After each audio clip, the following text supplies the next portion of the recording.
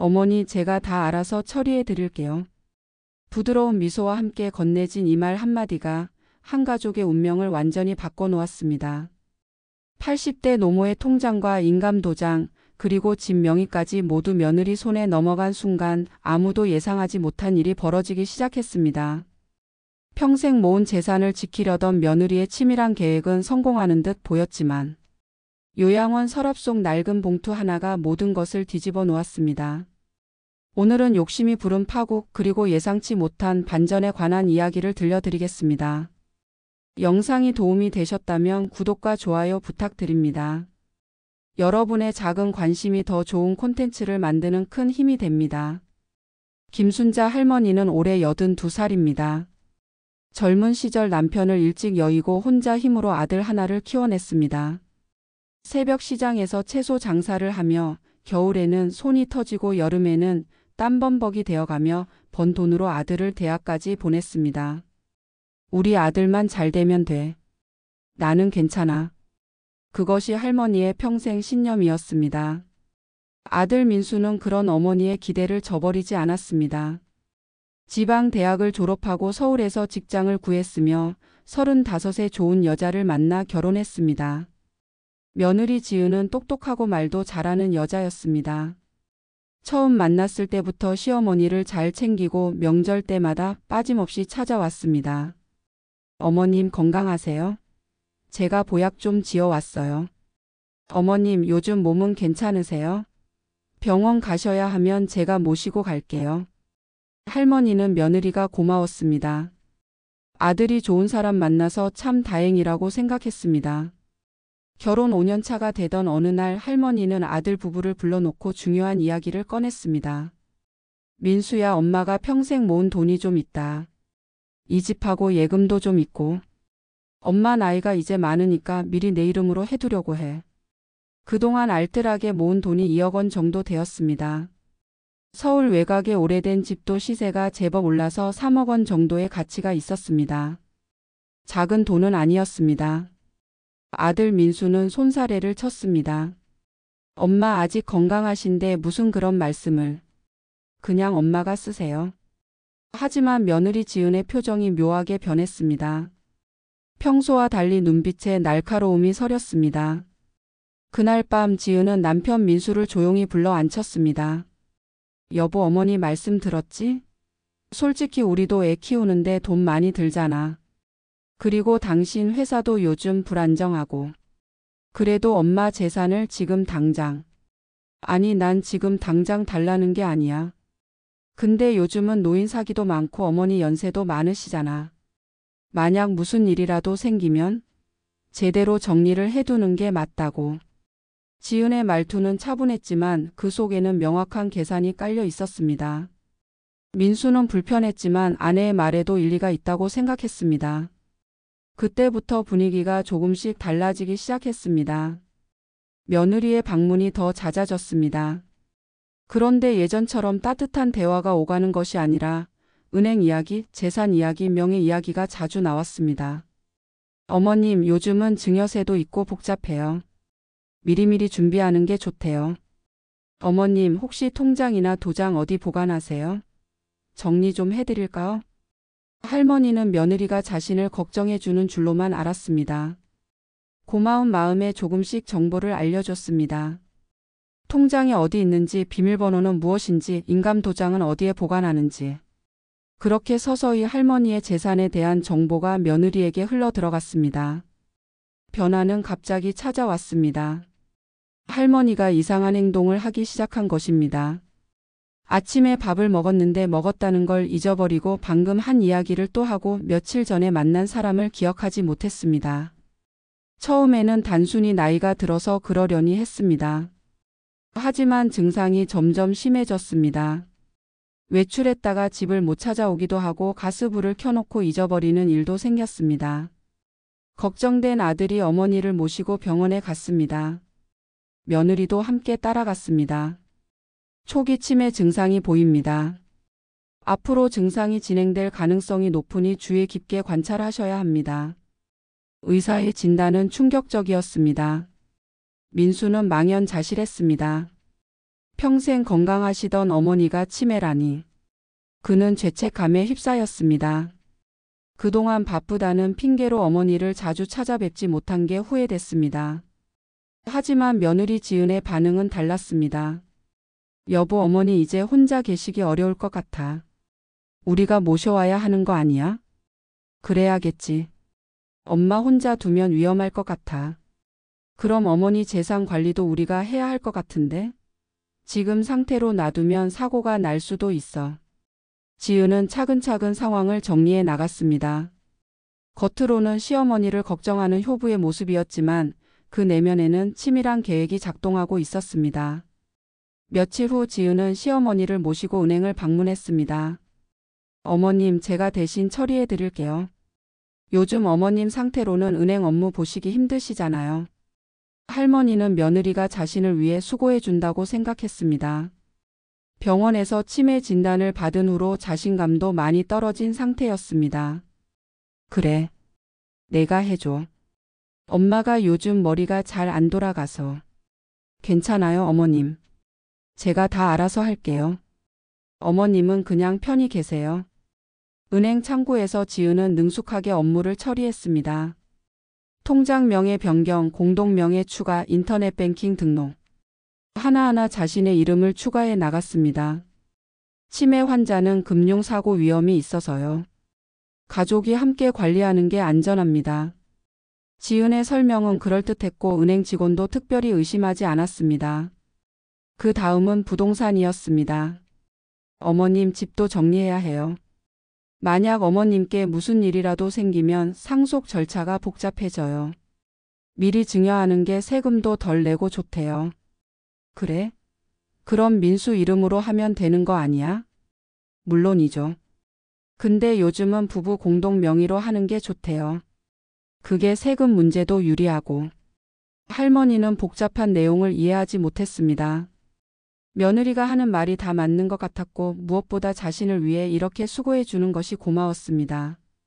그렇게 법무사 사무실을 방문했고 서류에 도장을 찍었습니다. 할머니는 그 서류의 의미를 제대로 파악하지 못했습니다. 단지 민수와 며느리 이름으로 집을 정리한다는 정도로만 이해했습니다. 하지만 실제로는 지은의 단독 명의로 등기가 넘어가는 서류였습니다. 법무사는 명의 변경 신청서에 본인 확인이 필요합니다. 라고 했지만 할머니는 잘 이해하지 못한 채 그저 며느리가 시키는 대로 도장을 찍었습니다. 한 달도 안 되어 할머니의 모든 재산은 며느리 지은의 통제 아래 놓이게 되었습니다. 예금은 지은과 공동 명의로 바뀌었고 집은 완전히 지은의 단독 명의가 되었습니다. 아들 민수는 아무것도 몰랐습니다. 아내가 어머니를 잘 챙긴다고만 생각했고 구체적인 재산 처리 내역은 알지 못했습니다. 여보, 어머니 일은 내가 알아서 할게. 당신은 회사 일이나 신경 써. 지은은 남편을 교묘히 배제시켰고 모든 것을 자신의 계획대로 진행해 나갔습니다. 정리된 지 2달쯤 지났을 때였습니다. 며느리 지은이 남편에게 조심스럽게 말을 꺼냈습니다. 여보, 어머니 상태가 점점 안 좋아지는 것 같아. 우리가 낮에는 일하러 가야 하는데 어머니 혼자 집에 계시면 위험하지 않을까? 그래서 요양원 알아봤어. 전문 간호사들이 24시간 케어해 주는 곳이야. 어머니한테도 그게 더 나을 것 같아. 민수는 고민에 빠졌습니다. 어머니를 요양원에 보낸다는 게 마음이 편치 않았습니다. 하지만 아내의 말도 일리가 있었습니다. 실제로 할머니의 치매 증상은 점점 심해지고 있었고 집에서 제대로 돌보기 어려운 상황이었습니다. 좋은 곳으로 알아봐야 해. 엄마가 편하게 지내실 수 있는 곳으로. 물론이지. 내가 발품 팔아서 제일 좋은 곳 찾았어. 일주일 후 할머니는 경기도에 있는 한 요양원으로 옮겨졌습니다. 처음 요양원에 도착했을 때 할머니는 혼란스러워했습니다. 여기가 어디야? 집에 가야 하는데. 어머니, 여기가 더 좋은 곳이에요. 간호사 선생님들이 어머니 돌봐 드릴 거예요. 아니야. 나 집에 갈래. 내 집이 어디 갔어? 할머니는 울먹였지만 며느리는 단호했습니다. 어머니 집은 이제 없어요. 정리했잖아요. 여기가 어머니 새 집이에요. 그 말에 할머니는 더 혼란스러워했습니다. 자신의 집이 없다니? 언제 그런 일이? 하지만 기억이 나지 않았습니다. 요양원 생활이 시작되었습니다. 처음 한 달 정도는 아들 민수가 일주일에 한 번씩 찾아왔습니다. 하지만 점점 방문 횟수가 줄어들었습니다. 회사 일이 바쁘다는 핑계였지만 사실은 어머니의 변해버린 모습을 보는 게 고통스러웠기 때문이었습니다. 며느리 지은은 한 달에 한 번 정도 형식적으로 얼굴만 비쳤습니다. 어머니 잘 지내세요? 저 바쁜데 그냥 갈게요. 짧은 방문 후 그녀는 서둘러 요양원을 빠져나갔습니다. 할머니는 점점 말이 없어졌습니다. 표정도 무뚝뚝해졌고 식사도 제대로 하지 않았습니다. 요양원 간호사들이 걱정할 정도였습니다. 할머니 오늘은 좀 드셔야죠. 이러시면 안 돼요. 하지만 할머니는 고개를 저었습니다. 밥맛도 없고 살 의욕도 없었습니다. 한편 며느리 지은의 삶은 180도 달라졌습니다. 할머니의 집을 팔아버리고 그 돈으로 서울 강남의 새 아파트를 계약했습니다. 물론 명의는 자신의 이름으로 했습니다. 여보 이사 가자. 여기가 훨씬 좋잖아. 민수는 의아했습니다. 그런데 이 돈은 어디서 나온 거야? 어머니 집 팔아서 나온 돈이지. 어차피 어머니 요양원에 계시는데 빈집 놔둬봤자 관리비만 나가잖아. 그래도 엄마한테 허락은 받았어? 어머니가 뭘 아세요? 치매 환자한테 그런 거 물어봐서 뭐해. 우리가 알아서 하는 게 맞지. 민수는 찝찝했지만 아내의 결정에 반대하지 못했습니다. 새 아파트로 이사한 후 지은은 명품 가방을 사고 비싼 차를 바꾸고 해외여행을 다니기 시작했습니다. 드디어 좀 사는 것 같네. 그녀는 친구들에게 자랑했습니다. 시어머니 재산 관리 잘해서 우리가 이렇게 좋은 데로 이사 왔어. 하지만 그 말을 들은 친구 중 한 명이 조심스럽게 물었습니다. 그런데 시어머니 동의는 받은 거야? 치매 환자한테 무슨 동의를 받아? 우리가 알아서 하는 거지.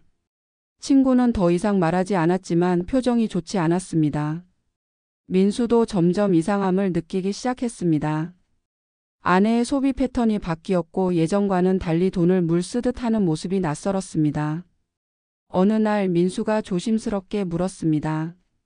여보, 엄마 재산이 정확히 얼마나 되는 거야? 그리고 지금 어떻게 관리되고 있어? 지은의 표정이 굳어졌습니다. 왜? 의심하는 거야? 아니, 그게 아니라 그냥 궁금해서. 당신 어머니 재산은 내가 잘 관리하고 있어. 걱정하지 마. 그 이상 대화는 이어지지 않았습니다. 하지만 민수의 마음속에는 의구심이 자리 잡기 시작했습니다. 요양원 생활 6개월째가 되던 어느 날이었습니다. 할머니의 건강이 급격히 악화되었습니다.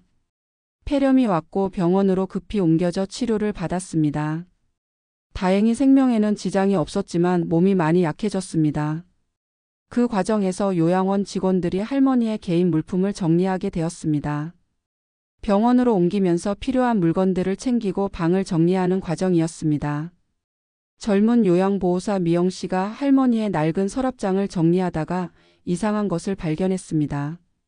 서랍 맨 밑바닥 오래된 옷가지들 사이에 갈색 봉투 하나가 끼어 있었습니다. 봉투는 묵직했고 오래되어 모서리가 달아 있었습니다. 이게 뭐지? 미영 씨가 조심스럽게 봉투를 열었습니다. 안에는 A사 용지 몇 장과 은행 통장 하나가 들어 있었습니다. 용지 맨 위에는 할머니의 떨리는 손글씨로 이렇게 적혀 있었습니다. 유원장. 미영 씨는 깜짝 놀라 재빨리 내용을 확인했습니다. 유원장. 나 김순자는 정신이 온전할 때 이 글을 남깁니다. 나는 평생 아들 민수를 위해 살았습니다. 하지만 요즘 며느리의 행동이 수상합니다. 내 돈과 집에 대해 자꾸 물어보고 나를 병원에 데려가더니 치매 진단을 받았다고 합니다. 그 후로 며느리가 내 통장과 도장을 가져갔습니다. 뭔가 서류에 도장을 찍으라고 했는데 내용을 제대로 이해할 수 없었습니다. 불안합니다. 만약 내가 정말로 치매에 걸려 판단력을 잃게 된다면, 그리고 만약 내 재산이 엉뚱한 곳으로 넘어간다면 나는 이것을 증거로 남깁니다. 내 진짜 뜻은 이것입니다. 나는 내 재산을 며느리에게 주고 싶지 않습니다. 아들 민수가 알지 못하는 비밀 계좌가 하나 있습니다. 통장 동봉. 이 돈은 내가 평생 몰래 모은 돈으로 약 8천만 원이 있습니다. 만약 내가 제대로 된 정신이 아닌 상태에서 재산을 넘겼다면 그것은 내 진짜 의사가 아닙니다. 이 비밀 계좌의 돈은 나를 진심으로 돌봐주는 사람에게 주고 싶습니다. 그 사람은 박정희입니다. 박정희는 며느리 지은의 친정어머니입니다. 지은과는 달리 박정희 여사는 지난 1년간 요양원에 나를 자주 찾아와 주었습니다. 며느리는 한 달에 한 번도 안 오는데 박정희 여사는 일주일에 두세 번씩 와서 내 손을 잡아주고 이야기를 들어주고 내가 좋아하는 떡을 사다 주었습니다. 나는 박정희 여사에게 이 사실을 알렸고 그분은 내 마음을 이해해 주셨습니다. 만약 내가 죽거나 완전히 정신을 잃게 된다면 이 유언장과 통장을 박정희 여사에게 전달해 주십시오. 2024년 7월 15일 김순자인. 미영 씨는 손이 떨렸습니다. 이것은 단순한 편지가 아니었습니다. 법적 효력을 가질 수 있는 자필 유언장이었습니다. 그녀는 즉시 요양원 원장에게 이 사실을 보고했습니다. 원장님, 큰일입니다. 김순자 할머니 방에서 유언장이 나왔습니다. 원장은 서류를 꼼꼼히 검토한 후 심각한 표정을 지었습니다.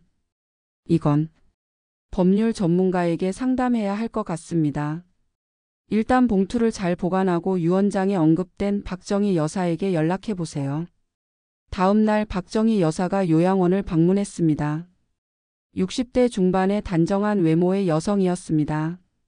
그녀는 유언장을 보고 눈물을 흘렸습니다. 순자 언니, 정말 이렇게까지. 박정희 여사는 말했습니다. 사실 저도 이상하다고 생각했어요. 제 딸 지은이가 시어머니를 요양원에 모시고 나서 갑자기 돈을 펑펑 쓰기 시작했거든요. 새 아파트에 새 차에. 제가 물어봤더니 시어머니 재산 정리한 거라고 하더라고요. 그때 뭔가 이상하다고 생각은 했지만 설마 했죠. 내 딸이 그럴 리가 없다고. 그런데 순자 언니가 저를 따로 불러서 이야기를 했어요. 지은이가 내 재산을 다 가져갔다. 나는 제대로 이해하지도 못한 채 서류에 도장을 찍었다고. 저는 처음에 믿기지 않았어요. 하지만 언니가 이 통장을 보여주시면서 이건 비밀이다. 내가 만약 정신을 완전히 잃으면 이걸 내가 가지고 법적으로 싸워달라고 부탁하셨어요. 요양원 원장이 물었습니다. 그럼 이 사실을 며느리분은 아세요? 아니요. 지은이는 전혀 모릅니다. 저는 그동안 혼자 고민했어요. 제 딸을 고발해야 하나 그냥 넘어가야 하나. 하지만 이제는 명확해졌습니다. 이 유언장이 언니의 진짜 뜻이에요. 박정희 여사는 변호사를 선임했습니다.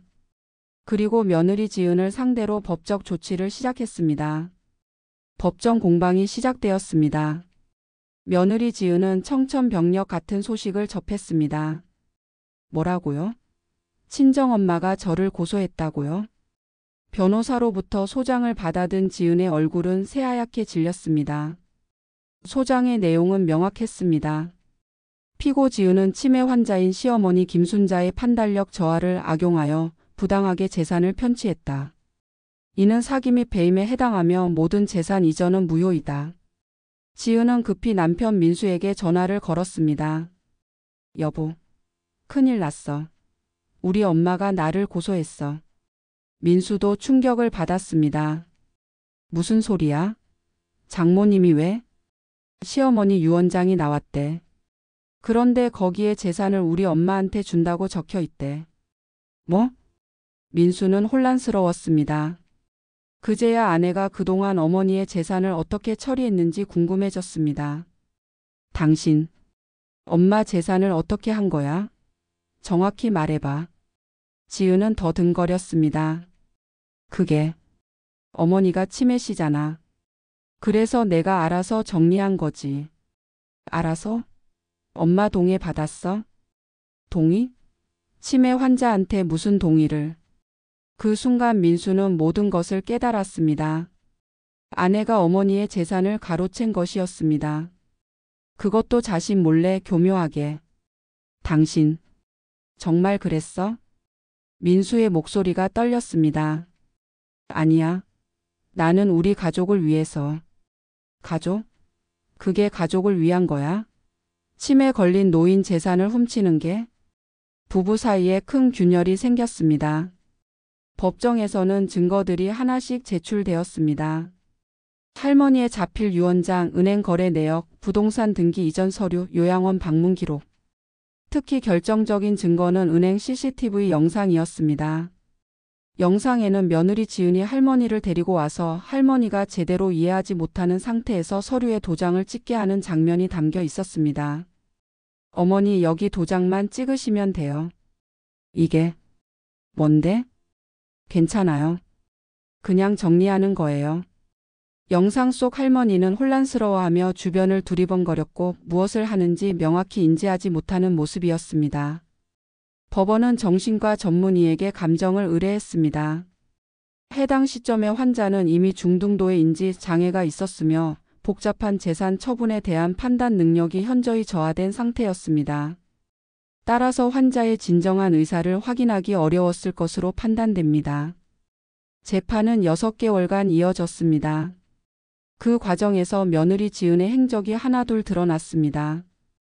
그녀가 할머니 명의의 신용카드를 만들어 명품을 사들인 것, 할머니 명의로 대출을 받은 것, 심지어 할머니의 보험금 수령인을 자신으로 바꾼 것까지.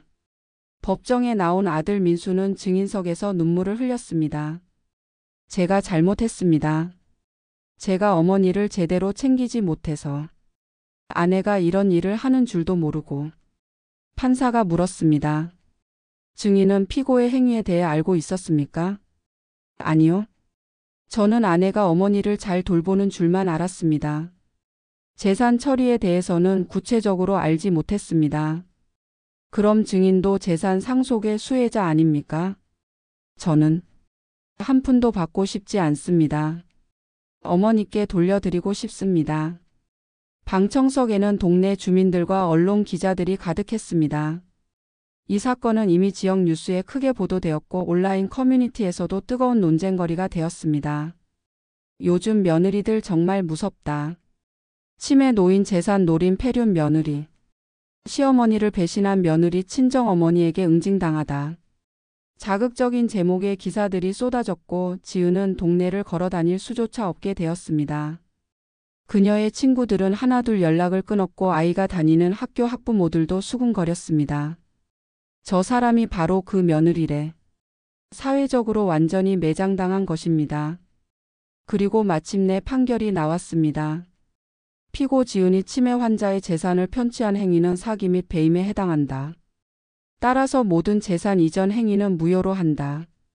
아파트와 예금은 원소유자에게 반환하고 피고는 징역 2년에 집행유예 3년을 선고한다. 법정은 조용했습니다. 지은은 그 자리에 주저앉아 울음을 터뜨렸습니다. 제가 잘못했습니다. 죄송합니다. 하지만 이미 늦었습니다. 판결 후 기자들이 법정 밖에서 박정희 여사를 인터뷰했습니다. 제 딸이 저지른 일 어머니로서 너무 부끄럽습니다. 순자 언니께 진심으로 사죄드립니다. 돈이 아무리 중요해도 사람의 도리를 저버리면 안 됩니다.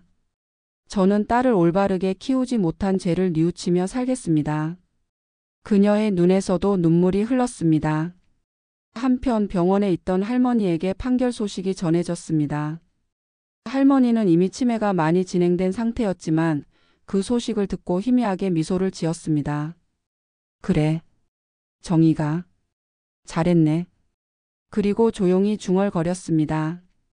돈은 잃어도 괜찮아. 하지만 사람 마음을 속이면 벌을 받는 거야. 요양보호사 미영 씨가 할머니의 손을 잡았습니다. 할머니 이제 괜찮으세요? 정의가 승리했어요. 할머니는 고개를 끄덕였습니다.